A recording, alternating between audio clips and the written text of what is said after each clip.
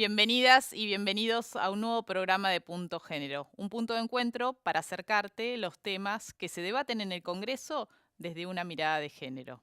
Y así te presentamos el programa.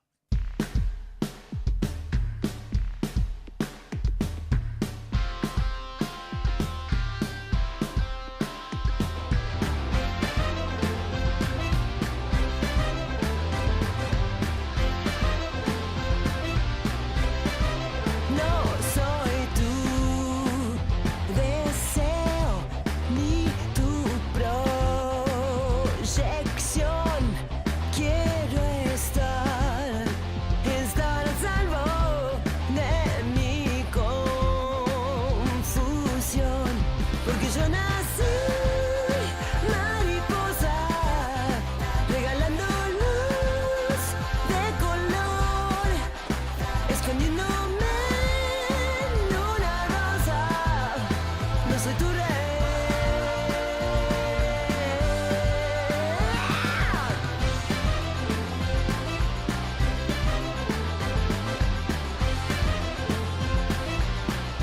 Y hoy en Punto Género vamos a estar conversando con la diputada de Evolución Radical, Teresita Villavicencio, sobre los ecos del caso de Lucía, la niña que fue obligada a continuar con un embarazo hasta que finalmente pudo interrumpirlo con una cesárea en Tucumán, y también sobre los casos de violencia dentro de las fuerzas de seguridad. La diputada Villavicencio, bueno, es policía y nos va a reflejar la propia historia de discriminación que ha vivido en las fuerzas de seguridad. En un fallo inédito, la justicia de Tucumán decidió no anotar como madre a la nena de 11 años que fue sometida a una cesárea en Tucumán, luego de ser negada la interrupción legal del embarazo que había solicitado por ser violada por la pareja de su abuela. La nena murió a los 10 días de haber sido inscripta de esa forma en el hospital Eva Perón.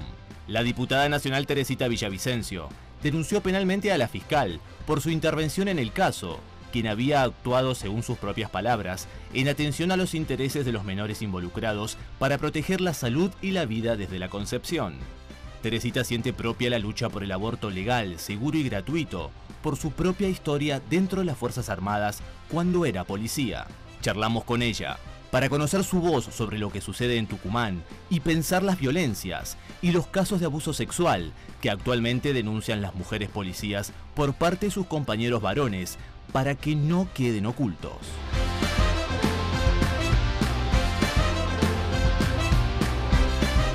¿Qué tal, Teresita? Hola Mariana, ¿cómo estás? Gracias. Por la invitación No, a tu programa. gracias por venir.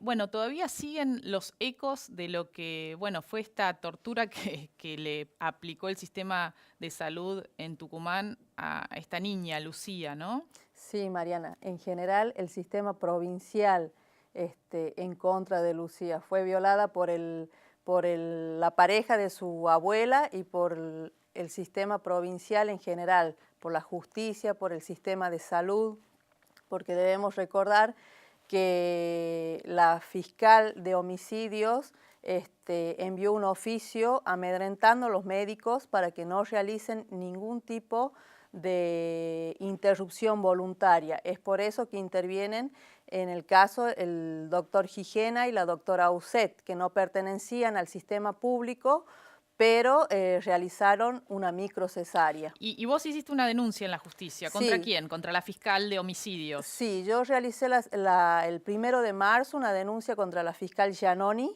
que es la fiscal de homicidios, porque ella no tenía que intervenir en este hecho.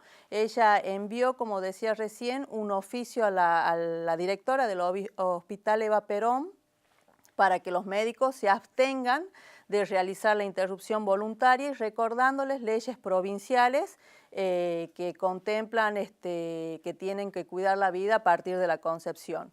La fiscal Giannoni, yo considero, de acuerdo a las manifestaciones que hizo la ministra de Salud Chala, que puso sus principios, su fe por encima de la ley. Es ella la que tendría que garantizar el acceso a la justicia y ella violó todo tipo de derecho. Además no tenía por qué intervenir, porque finalmente Exactamente. cuando se pide una interrupción de embarazo, que es legal, como en el caso de Lucía, porque el embarazo era producto de una violación, se tiene que cumplir en el marco del sistema de salud y no tiene que haber una fiscal que se ponga a investigar o amedrentar con esa investigación a los médicos que garantizan esa práctica que es legal, ¿no? Exactamente, Mariana, y mira de paradójico. Hubo el abuso de parte del arzobispo de Tucumán, violando el derecho a la confidencialidad, el nombre real de Lucía. Recordemos que salió con un audio que se distribuyó por WhatsApp. Por todos lados. Donde daba el nombre real. Lucía es un nombre acordado ficticio, para proteger justamente su intimidad, exactamente, ¿no? Sí, gravísimo. Y ahí no hubo un fiscal que actúe de oficio. Verdad, en ese caso no actuó ningún fiscal de oficio.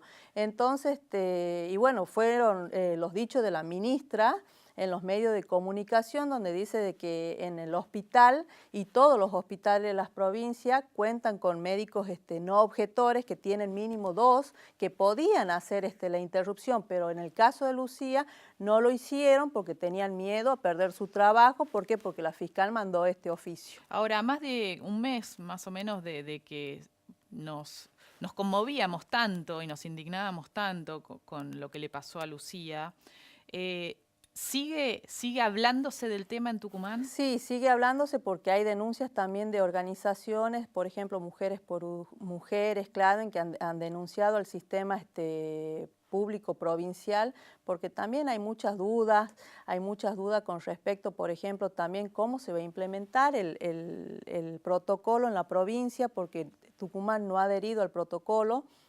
Entonces también con respecto a eso presenté un amparo en contra de la provincia para que hasta que sancionen uno en la provincia, uno propio, o adhieran al nacional, trabajen con el que está en vigencia a nivel nacional.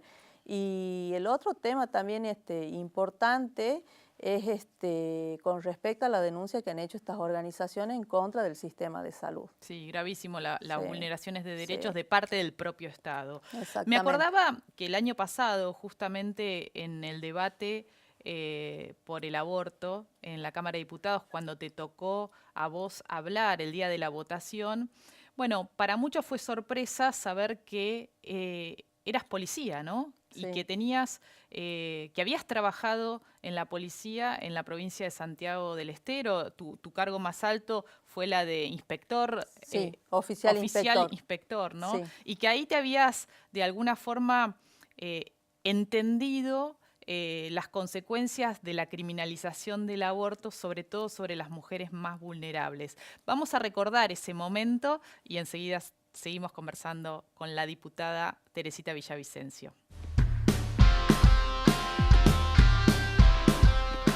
A mí, la realidad me interpeló. Antes de asumir esta banca, me desempeñé como oficial de policía y me tocó intervenir en un caso de aborto provocado. Una vez tuve que ir a un hospital para investigar si efectivamente 4 mujeres habían ingresado por aborto provocado. De ser así, continuar con esa investigación. O sea que el juez me ordenó que lleve a cabo esa investigación y trate de conseguir las pruebas. Para ello me tuve que entrevistar con el médico. Le pregunté si era cierto que habían ingresado 4 mujeres por aborto provocado, que necesitaba los nombres, que necesitaba saber preservar las pruebas.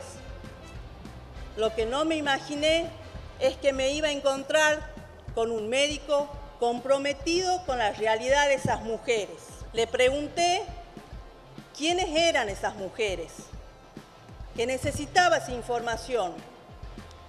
Y él me respondió si yo tenía seguridad de que él me iba a dar esa información. Y yo le dije que sí, que era su obligación darme la información. No me contestó nada. Se limitó a mostrarme las prendas humildes que habían quedado de esas mujeres. En esas prendas pude sentir el olor a la miseria, al abandono, pude sentir el olor al Estado ausente.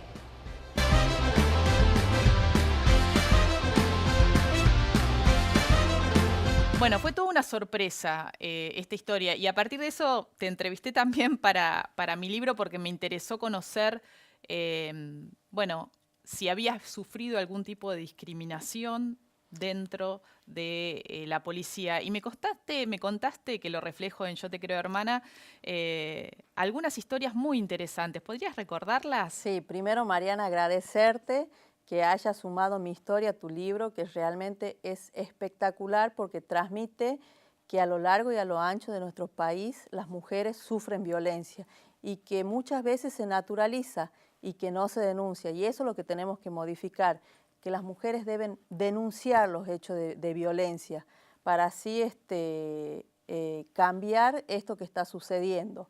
Con respecto a mi transcurso en mi carrera policial, vos decías mi jerarquía es de oficial inspector, que es la tercera jerarquía dentro de la oficialidad y tiene que ver porque yo recién pude acceder a ser oficial de policía e ingresar a la escuela de oficiales después de 10 años de antigüedad, de intentarlo exactamente, de presentar varios expedientes que eran rechazados. Si bien es cierto, no me decían que era porque era mujer, pero me rechazaban porque tenía todas las condiciones, todos los requisitos que en ese momento el reglamento exigía para entrar a la escuela de cadetes, como ser soltera, la edad, la altura, los estudios secundarios, todo, pero no me permitían, pero tampoco me decían que era porque era mujer. Hasta que en el año 2005, junto a un grupo de compañeras, de 7 compañeras más, decidimos, aprovechando que la provincia estaba intervenida, estaban intervenidos los 3 poderes y habían arribado Gendarmería Nacional a la policía de la provincia, pedir la solicitud para que nos dejen hacer un curso para oficiales, porque habían dispuesto que iban a ingresar civiles, la primera camada de mujeres civiles a la escuela de oficiales. Y nosotros veíamos que nos volvían a discriminar. ¿Por qué? Porque las mujeres de la fuerza no nos permitían. Vamos a aclarar un poco para quien no está en el tema de las fuerzas de seguridad, a mí me costó también aprenderlo. Podían llegar hasta cierta jerarquía que eran las más bajas. En realidad, en ese momento en Santiago del Estero, bueno, estaba escalafonado por suboficiales y oficiales. Yo había entrado como suboficial, como agente, pero después de 10 años no había ascendido tampoco. O sea, no podías no ascender podía en la ascender carrera. A nada. Y mis compañeras que estaban por retirar, muchas de ellas, habían ascendido a 2 jerarquías, pero de suboficiales. Entonces un día desayunando con ella le pregunto si por qué no había oficiales en la policía, que eran 1 o 2 las que había nada más, y por qué ellas no habían luchado por llegar, ya sea a la máxima jerarquía de suboficiales o bien para ser oficiales. Y me dijeron que nunca le habían dado oportunidades, que ellas sí habían pedido, pero que nunca le habían dado oportunidades. Entonces yo ahí me planteé ante ella y le dije, yo no me voy a retirar de la fuerza sin ser oficial. Tenía 1 año y medio recién en la fuerza. Y me contestaron, ojalá que te dejen. Entonces fue mi meta a partir de ese momento llegar a ser oficial dentro de la policía. ¿Y 10 años te costó? 10 años, exactamente. Primero, ¿por qué? Porque tenía que demostrar que tenía las mismas habilidades, que tenía la misma capacidad que los hombres, exactamente, porque en ese momento las mujeres en la policía estábamos relegadas únicamente a hacer trabajo administrativo. Es así que yo entro de agente y me mandan a la división antecedentes personales para completar formularios de buena conducta, hacer trabajo administrativo. Y realmente no era lo que yo quería. En los fines de semana que estaba de franco me hacía afectar a la dirección drogas peligrosas, investigaciones, porque era otro el trabajo que quería hacer. Hacer los procedimientos, hacer el trabajo externo que hace la policía de la provincia. Entonces, a los 2 años y medio, convocan para hacer un curso de operaciones estratégicas de alto riesgo. Era la primera vez que ese curso se convocaba mixto, porque siempre era para varones. y decido inscribirme en ese curso. ¿En qué consistía? Es Recordalo. un curso para pertenecer a los grupos especiales de las policías, como por ejemplo acá era el GEOF en Policía Federal, en Santa Fe eran las TOE, bueno, en Santiago teníamos en ese momento el GETOAR, hoy tiene otro nombre, en Tucumán en la actualidad es el Grupo Cero. ¿Y estuvieron durante cuánto tiempo en la selva? 25 días en el monte santiagueño haciendo trabajos de supervivencia. ¿Recordá cuántos se inscribieron? Se inscribieron 47 cursantes, 3 mujeres y todos los demás varones. ¿Y cuántos llegaron al final? 11, 10 varones y yo la única mujer. Mirá qué bárbaro. Sí. No quiero terminar esta entrevista sin mencionar que han surgido en este último tiempo, sobre todo en las redes sociales, a partir del activismo de algunas integrantes de fuerzas de seguridad en distintos lugares del país, ¿no? Sí. Empezar a nombrar las violencias que ellas mismas sufren al interior de la fuerza de parte de sus compañeros o de sus jefes, como ocurre en otros ámbitos, ¿no? Laborales que también están saliendo a la luz. ¿Qué pensás? ¿Cómo debe tramitarse eso en un ámbito tan difícil que no puede estar, todavía no pueden, o se discute si pueden tener un sindicato, si se pueden agremiar? Exactamente, es cierto lo que estás diciendo vos, Mariana, y yo me entero por esto que ha salido en los medios, pero también digo, por mi vivencia dentro de la policía, digo, si esto no ha sido discriminación, de cierta forma, todo lo que yo he pasado, demostrar Sin que duda. tenía la misma capacidad que los hombres, que en ese momento yo contaba, y digo, ahora a 20 y pico de años que han pasado, en ese momento el Diario de Santiago había publicado Lejos de ser el sexo débil.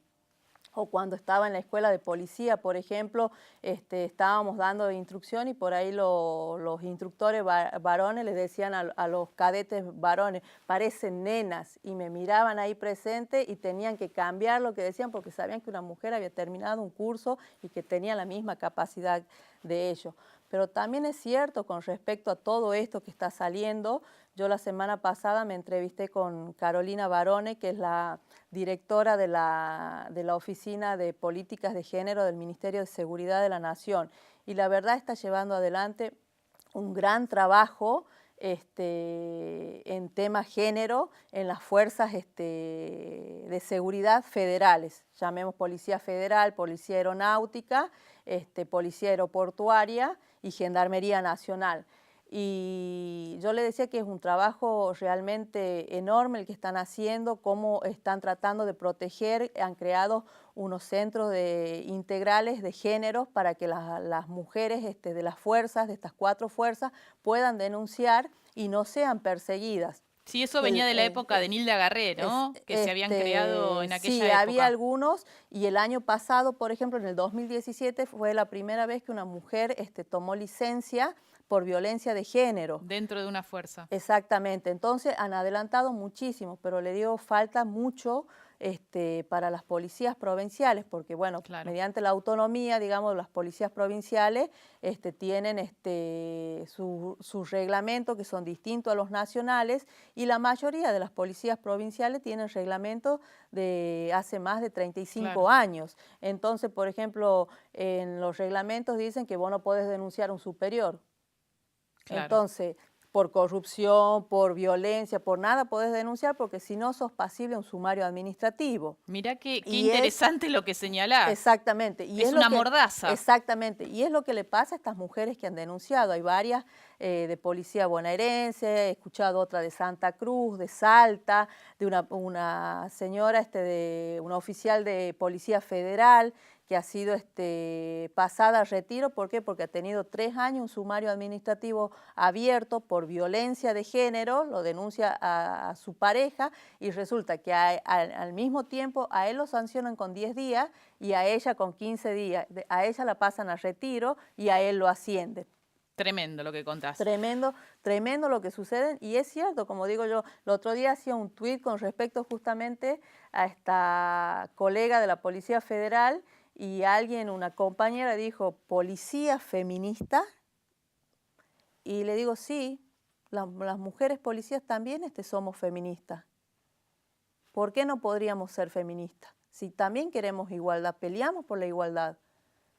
Muchas gracias, Teresita. Creo que es un tema para el que recién se está empezando a hablar, así que seguramente en próximos programas traeremos a otras protagonistas de las fuerzas de seguridad que están rompiendo esos silencios, esas mordazas, pero bienvenidas entonces el debate para modificar esas reglamentaciones, ¿no? Muchas gracias, Mariana, y excelente tu programa, siempre visibilizando las cuestiones de género. Gracias a vos por haber venido. Seguimos después de la pausa con más Punto Género, no te vayas.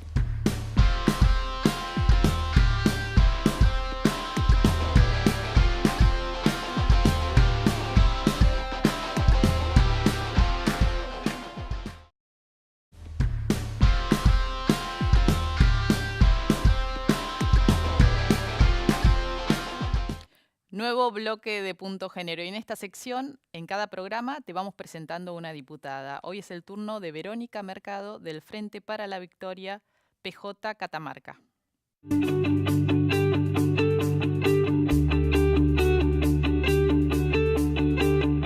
Mi nombre es Verónica Mercado.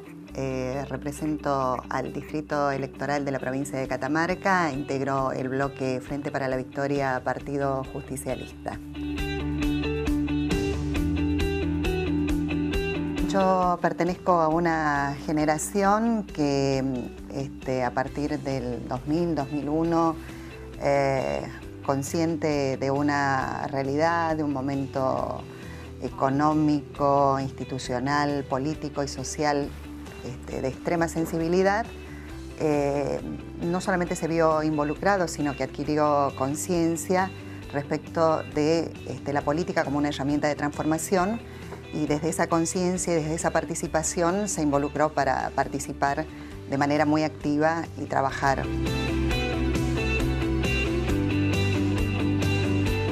Yo creo que las mujeres hemos ido atravesando a lo largo y a lo ancho de la historia distintos procesos colectivos que nos han permitido alcanzar lugares y espacios muy significativos, y uno de esos espacios, afortunadamente, y después de muchas luchas, es el espacio de la política, los espacios donde tenemos la posibilidad de tomar decisiones, de alzar nuestra voz, de visibilizar reclamos de otros colectivos, pero especialmente del colectivo femenino.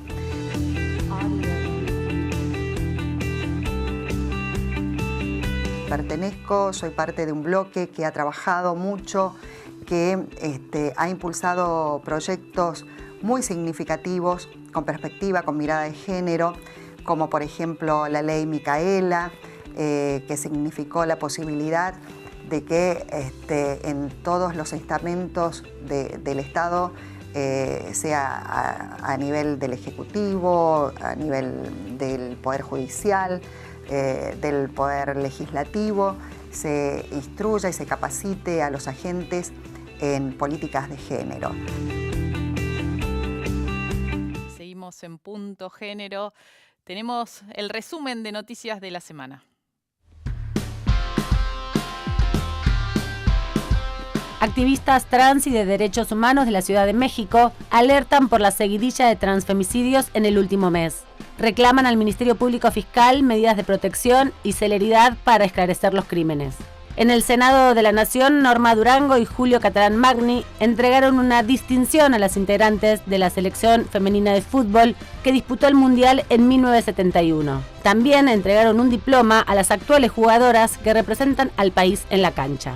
Marisa Graham, abogada especialista en Derecho de Familia, fue elegida por unanimidad para ocupar el cargo de defensora de la infancia, vacante hace 13 años. La Comisión Bicameral Permanente del Defensor de los Niños, Niñas y Adolescentes seleccionó entre más de 60 postulantes y ahora ambas cámaras deberán ratificar dicha elección. Afrontar, en primer lugar, creo yo, los temas de desigualdad entre niñas, niños y adolescentes, y no solamente la vulnerabilidad material, sino también la vulnerabilidad de otro tipo que también se da en otros sectores de nuestra sociedad, y que son niñas, niños y adolescentes que padecen situaciones de violencia o situaciones de vulneración de sus derechos, pero que como pertenecen a clases más aventajadas, el para decirlo de alguna manera, el sistema no los captura, el sistema no los ve. La titular del Instituto Nacional de la Mujer, Fabiana Túñez, se reunió en la Cámara de Diputados con legisladoras nacionales de la Ciudad Autónoma de Buenos Aires y ONGs para analizar el impacto de la ley Micaela. Debatieron estrategias de articulación entre Poder Legislativo y sociedad civil en el marco de los 10 días de activismo contra la violencia de género. La Cámara de Diputados dio media sanción y giró al Senado el régimen que regula el ejercicio profesional de la obstetricia por 167 votos positivos, 1 negativo y 3 abstenciones. El texto establece un marco general para la intervención profesional en los equipos de salud. La idea es poder darle valor de ley a esas tareas que las compañeras ya realizan y también un cambio del marco teórico, ¿no? Porque es un cambio que implica poner a la mujer, lesbianas, trans y travestis, cuando están en la situación del parto y demás, como las verdaderas protagonistas de la situación, y las obstétricas acompañando, controlando que todos los indicadores estén bien, pero en una posición de acompañamiento y no de la intervención y la medicalización que actualmente tal vez se vive en la situación de parto. Se presentaron los resultados de la encuesta impulsada por la organización social Las Casildas en el Salón Blanco del Senado de la Nación. El informe revela que 8 de cada 10 mujeres embarazadas sufren maltratos, más de la mitad tuvo intervenciones innecesarias y la gran mayoría no recibe información sobre sus procesos ni de las prácticas realizadas.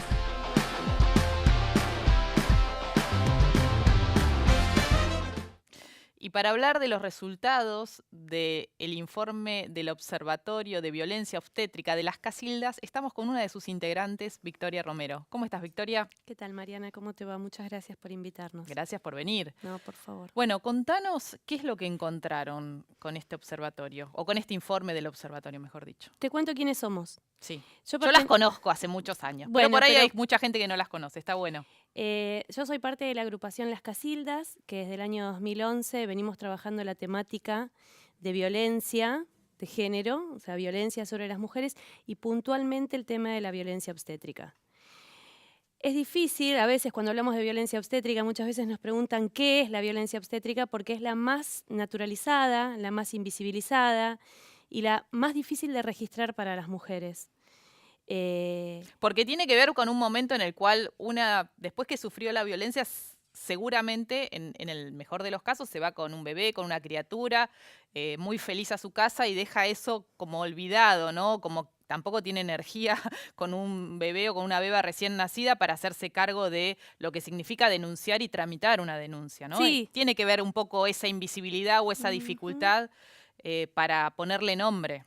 Sí, sí, incluso también es difícil reconocerla, porque muchas veces lo que pasa con esta violencia es que queda dentro del protocolo de atención médica, entonces son cosas que naturalmente nos tienen que pasar. Claro. Parirás con dolor. Parirás con dolor, exactamente, naturalmente tienen que pasar. Claro. Y sinceramente hace pocos años, porque justamente ahora en abril se cumplieron 10 años de la ley, la 26485, que la menciona en el artículo 6, que es la ley, para quienes no recuerden, de protección integral hacia las mujeres de las violencias que sufren en todos los ámbitos de sus relaciones interpersonales y, como bien decías, está definida la violencia obstétrica. Sí, esto es nuevo, o sea, es relativamente nuevo, tiene 10 años la ley y habla de la violencia obstétrica como aquella que ejerce el personal de salud sobre el cuerpo de las mujeres en el momento, o sea, en los momentos reproductivos, ¿no? En lo que tiene que ver con su vida sexual y reproductiva. ¿Qué es? Es cuando sufrimos un destrato, un maltrato, cuando ese hecho, que es un hecho sexual y natural, que es la gestación y el parto, es visto casi como si fuera una situación de enfermedad, ¿no? La patologización del proceso natural y en el momento del parto la extrema medicalización, ¿no? Las intervenciones que están de más en ese momento. Esto no lo decimos nosotras, sino que lo viene diciendo la Organización Mundial de la Salud desde el año 1985. ¿Y cuáles están de más? Porque muchas están arraigadas culturalmente. Muchas veces las mujeres las piden, ¿no? Total. Digo, ¿cuáles están de más? ¿Cuáles no deberían o no corresponden? Mira, de nuestra tarea, uno de los dispositivos que tenemos hablando un poquito, adentrándonos en el tema, es el Observatorio de Violencia Obstétrica, que venimos impulsándolo desde el año 2015. Y tuvimos una primera encuesta entre el 15 y el 16 de octubre, donde justamente buscábamos esto, ¿no? Ver cuáles son esos momentos donde sí sufrimos violencia y muchas veces no nos damos cuenta siquiera de haberla sufrido. Por ejemplo, una rotura artificial de bolsa, que tenemos un estándar muy alto nosotros porque es de 7 cada 10. Mirá. Un 70% de las mujeres sufren rotura artificial de bolsa y esto tiene que ver con acelerar un proceso natural. La oxitocina sintética, que tiene que ver con lo mismo, o sea, la oxitocina es algo que el cuerpo produce y que tiene que ver... Que es una hormona. Es una hormona. En el momento del expulsivo, o sea, del nacimiento, ¿Y eso te la dan para activa. qué? Para acelerar. También. ¿No? Lo que vos podés hacer, o sea, eso puede hacer que se reduzcan mucho los tiempos. La episiotomía es un corte, es una mutilación. En realidad, por ejemplo, también para la Organización Mundial de la Salud, una episiotomía es una mutilación genital. Nosotros tenemos un índice de 6,10 mujeres que sufren episiotomía. Y te hago una pregunta, Victoria. He tenido 2 partos de mis 2 hijos y muchas de estas prácticas que vos señalás me las han aplicado.